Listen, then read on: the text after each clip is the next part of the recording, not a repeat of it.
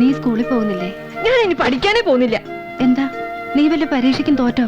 അതല്ല, 11th സ്റ്റാൻഡേർഡുകാരെല്ലാരും കൂടെ ഒരുമിച്ചുള്ള എസ്കേഷനാ. ഞാൻ മാത്രം ചെന്നില്ലെങ്കിൽ പിള്ളേരെന്നെ കളിയാക്കും. പിന്നെ വന്നു കഴിഞ്ഞിട്ട് അവളുമാരുടെ ടൂർ വിശേഷങ്ങളും. വേണ്ട, ഞാൻ പോണില്ല. വേണ്ടടി, നീ പോകണ്ടടി. പഠിച്ചിട്ട് നീ ഇപ്പൊ എന്താ കളക്ടറാൻ പോവാ? നീ ആ ആന്റപ്പന്റെ തീപ്പെട്ടി കമ്പനി പടോട്ടിക്കാൻ പോടി. നീ ആ കമലയുടെ മോള് ചിന്നുവിനെ കണ്ട് പഠിക്കടി. പഠിപ്പിച്ചെടുത്തിനെ മരത്തെ കെട്ടിട്ട് ഇപ്പൊ എന്തായി? അവ സ്ഥിരം ടൂറല്ലേ, അങ്ങ് ജയിലിലോട്ട്. ചില നേരത്ത് തോന്നും അവന്റെ അമ്മയെ കെട്ടിച്ചയച്ചത് അങ്ങ് ജയിലിലോട്ടാണോന്ന്. ചേച്ചി, നീ എണീറ്റോ? കട്ടനെടുക്കട്ടെ. ആ തള്ളയോടൊന്ന് തൊള്ളവർക്കായിരിക്കാൻ പറ. രാവിലെ ഓൺ ചെയ്തു ലൗഡ് സ്പീക്കർ. എന്റെ ജീൻസിന്റെ പോക്കറ്റിൽ കാശ് കാണും. ലക്ഷ്മിക്ക് എത്രയാ വേണ്ടച്ച കൊടു. എന്റെ ദൈവം, ഇത് എവിടെ നടി ഇത്രയും കാശ്? ലാലന്റെയാ. എടാ, നീ ജയിലിൽ പോയതോ അതോ ഗൾഫിൽ പോയതോ? ഗൾഫില് ജയിലിൽ പണിയെടുത്തുണ്ടാക്കിയ കാശ തള്ളേ, വേണമെങ്കിൽ തരി വാങ്ങിക്ക്.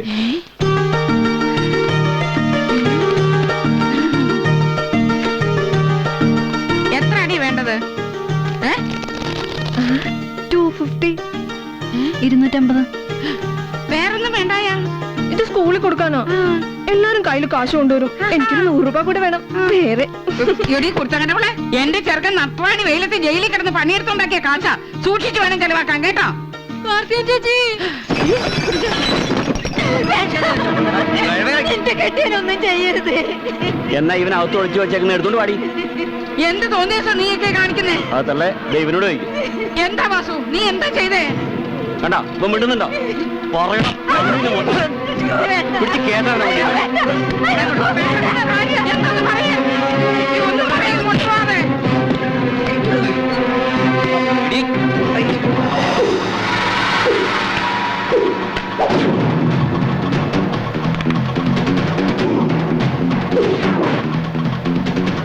ഏറ്റി ഇറക്കണം നെഞ്ചത്തൂടെ.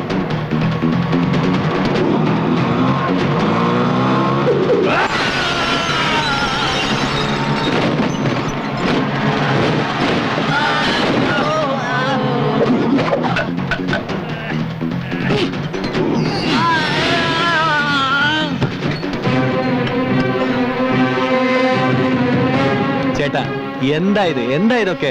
നീ ആരാ? ഞാൻ ലാലൻ, ഈ കോളനിയിലെ താമസക്കാരനാ. എന്താ പ്രശ്നം? ഇവനുണ്ടാക്കിയ ഏത് പ്രശ്നത്തിനും നീ തീരുമാനം ഉണ്ടാക്കുവോ? ഇയാളെ കൊണ്ടുണ്ടാക്കാവുന്ന പ്രശ്നങ്ങൾക്ക് ഒരു പരിധിയില്ലേ? എന്നാ കേട്ടോ, നിന്നെ പോലെ ഒരു ചെറ്റയെ കൊണ്ട് തരാൻ പറ്റുന്നതിലധികം ഇവൻ ഞങ്ങളെ പറ്റിച്ചു.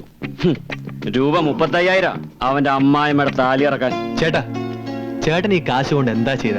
പറ, എന്താ ചതി പറ്റിയേ? നീ ഇവനെ ഗുണദോഷിക്കാൻ വന്നാണോ അതോ ഞങ്ങളുടെ പ്രശ്നം തീർക്കാനോ? പ്രശ്നത്തെ പ്രശ്നം കൊണ്ട് നേരിടാൻ എന്താ വല്ല പ്രശ്നമുണ്ടോ? ഇത് ഞാൻ അവിടെ എങ്ങാനും വല്ലത് ഒളിച്ചു വെച്ചിട്ടുണ്ടോന്ന് നോക്കിയപ്പോ കണ്ടതാ. ഇപ്പൊ എനിക്ക് മനസ്സിലായില്ലേ ഞങ്ങൾ എന്തിനാ അവനെ പൊക്കിയെന്ന്? കൊടുത്തതിൽ കുറെയൊക്കെ ഇവൻ തന്നെ കുത്തിക്കയറ്റി. ബാക്കി വിറ്റതിന്റെ കാശുമില്ല, സാധനവും.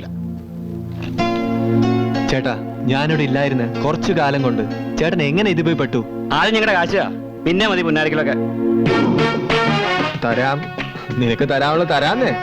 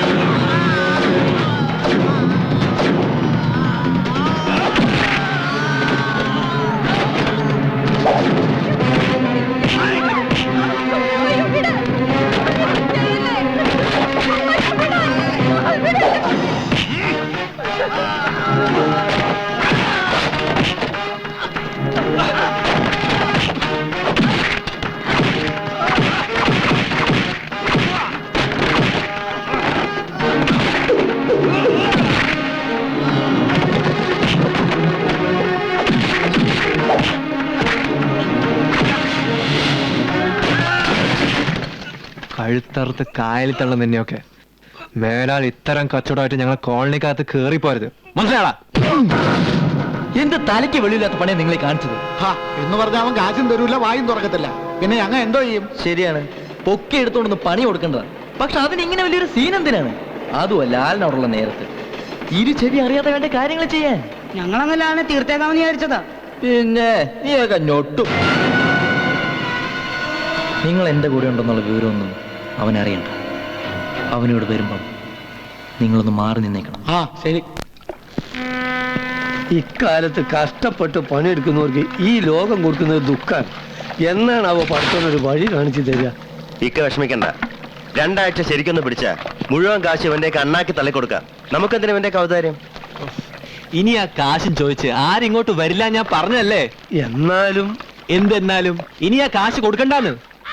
ഹ, എടാ ഇവരിതെന്താ പറ്റിയേ? ഒരു ഉഷാറില്ലാത്ത പോലെ. ഞാനും കുറച്ച് ദിവസം കൊണ്ട് ഇത് ശ്രദ്ധിക്കുന്നുണ്ട്. ഓന്റെ പെങ്ങളെ കത്ത് വന്നേ പിന്നുള്ള മാറ്റാണിത്. എന്താടാ, എന്താ കാര്യം?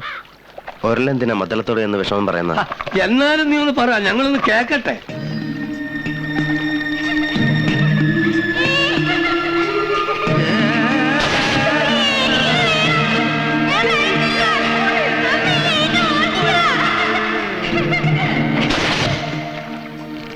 ഞാൻ നാട് വിടുമ്പോ അവള് കുഞ്ഞായിരുന്നു, അഞ്ജലി. മരിച്ചുപോയ എൻ്റെ അമ്മയുടെ മുഖമായിരുന്നു അവൾക്ക്. അവള് പ്രായപൂർത്തിയായി എന്നറിഞ്ഞ അന്ന് തുടങ്ങിയതാ എൻ്റെ നെഞ്ചിലെത്തി. ഒരു സഹോദരന്റെ സ്ഥാനത്ത് നിന്ന് ഞാൻ അവൾക്ക് എന്താ ചെയ്തു കൊടുത്തത്? അല്ല, അവളുടെ കാര്യങ്ങളൊക്കെ നോക്കാൻ നിന്റെ ചേച്ചി ഉണ്ടെന്നല്ലേ പറഞ്ഞത്? ഇപ്പൊ അവളുടെ കാര്യങ്ങളൊക്കെ ചേച്ചിയുടെ കെട്ടിയോ നോക്കിക്കോളാമെന്ന്. അനിയത്തിയുടെ കത്ത് വായിച്ചപ്പോ ആദ്യം തോന്നിയത് നാട്ടിൽ ചെന്ന് അവനെ കുത്തി മലത്താനാ. അപ്പൊ വിധവയാകുന്നത് നിന്റെ ചേച്ചിയാണെന്നുള്ള കാര്യം നീ മറന്നു. ചിന്തിച്ചിട്ട് ഒരു പിടിയും കിട്ടുന്നില്ല. അനുജത്തിനെ നമുക്ക് ഇങ്ങോട്ട് വരുത്തിയാലോ? എന്നിട്ട് ഓള് ചെറിയ കുട്ടിയല്ലേ, നമുക്ക് എന്തെങ്കിലും പഠിക്കാനേക്കാം, അല്ലെങ്കിൽ എന്തെങ്കിലും ജോലി ആക്കി കൊടുക്കാം. ഞാൻ അതുമല്ലേ നല്ല ഒത്തൊരു പയ്യനെ കിട്ടിയ നിക്കാതെ അയക്കാന്ന്. അവൾക്ക് വേണ്ടി ഞാൻ കരുതിയിരുന്ന കാശ ലാലൻ ചേട്ടായി പറഞ്ഞിട്ട് അന്ന് മൂസാക്കടയിൽ നിന്ന് വാങ്ങി മജീദിന് കൊടുത്തത്. അതിനിപ്പോ എന്ത് പറ്റി? ആ കാശ് ഞാൻ വാങ്ങിച്ചു തരും. നിനക്കിപ്പോ വേണോ? അയ്യോ, ഞാൻ ദേഷ്യപ്പെടാനല്ല പറഞ്ഞത്. ശരി, ഞാൻ പോണു. ചേട്ടായി ബോട്ടൽ വരുന്നോ? ഇല്ല, നാളെ കാണാം. ആ, പെങ്ങടെ കാര്യം മൂസാക്ക പറഞ്ഞ പോലെ ചെയ്യും. ശരി. ആ